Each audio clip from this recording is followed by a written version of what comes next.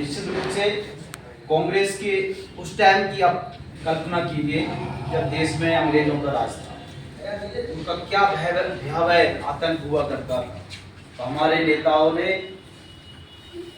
चाहे वो आदरणीय महात्मा गांधी जी हो, जो आज भाजपा हमारे मोदी जी पर उंगली उठाती है, वो उस टाइम के रईस थे।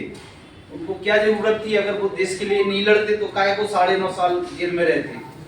लेकिन उन्होंने जब देश की बदहाली समझी, देश के लोगों को अत्याचार जब हो रहा था, तो उन्होंने फिर देश की जनता के साथ रहना रहे।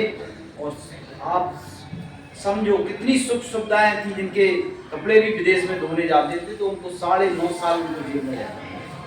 महात्मा गांधी जी ने असहयोग आंदोलन किया, वो तो ब्रिटिश में बहुत बड़े वकील थे। जब उन्होंने देश में देखा तो उन्होंने अपने कपड़े भी छोड़ दिए और धोती कुर्ता में लेके अकेले निकले। जब अकेले निकले तो उनके साथ पीछे जन सैलाब निकला, और आज हम सब लोग चैन की नींद उनकी वजह से ले रहे हैं कि आज हम आजाद हैं। ये कांग्रेस का इतिहास है। दतिया में भी यही स्थिति से रहती है, कोई दुर्दांत अपराधी दुर्दांत कहे अपन उसको, तो निश्चित रूप से लोगों पे अन्याय अत्याचार किए तो उसको इस चीज का भुगतना परिणाम। अपन सब लोग एकजुट।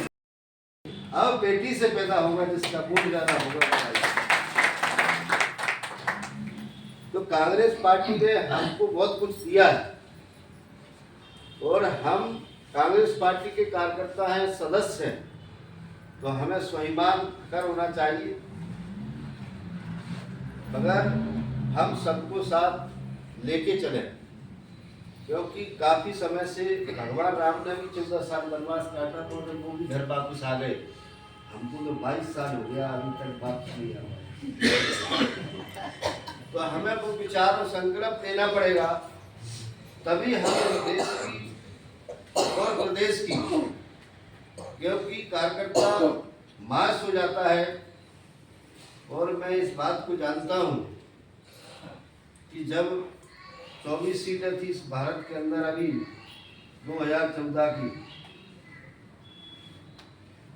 हमारी बची देश की पार्लियामेंट में, और राहुल गांधी जी के विचार, राहुल गांधी जी की मेहनत, हमारा नेता संविधान लेके जब निकला तो आज 100 पे हम पहुंच गए हैं।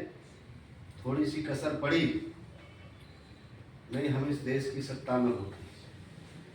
तो राहुल गांधी जी बहुत विचारक हैं, और हमें हमारा नेता है, गर्व है। तो मोदी से ज़्यादा, मोदी देश का प्रधानमंत्री है, सरकार है, और हमारे नेता प्रतिपक्ष सांसद हैं, मगर उसकी ज़्यादा से ज़्यादा फॉलोवर उनके इंडिया और विदेशों में हैं। तो चर्चा का विषय है, और जो आज तक उन्होंने कहा है, पहला नेता है देश का जो पार्लियामेंट में जो बाहर बोलते हैं वो पार्लियामेंट के अंदर भी बोलते हैं।